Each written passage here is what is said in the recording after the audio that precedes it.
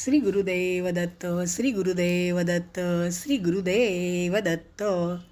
गुरुचरित्र संक्षिप्त अध्याय 33.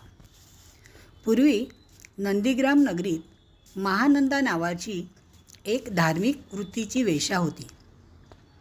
तिने आपल्याजवळ कुक्कुट व मरकट पाळले होते. ती वेश्या असून स्वतःला पतिव्रता म्हणून घेत असे. एकदा भगवान शंकर हातात लिंग धारण करून एका श्रीमंत वैश्याचे रूप घेऊन तिच्या घरी आले. त्या वेश्येने लिंग पाहिल्यावर ती त्यावर आसक्त झाली. तुम्ही जर मला लिंग दिले तर मी 3 दिवस तुमची कुलस्त्री होईन, असे तिने शंकरांना सांगताच ते कबूल झाले.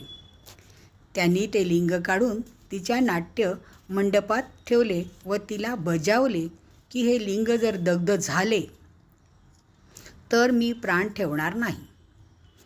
ठरल्याप्रमाणे ती दोघे प्रणय क्रीडा करीत असताना त्या नाट्यमंडपाला आग लागून कुक्कुट मरकटासह ते लिंग दग्ध झाले.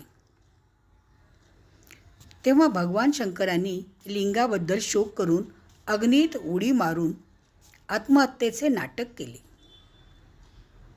आपला पती वैश्य मृत झाल्यामुळे त्या वेश्येने स्वकीयांचा विरोध सहन करून लागलीच सती जाण्याची तयारी केली.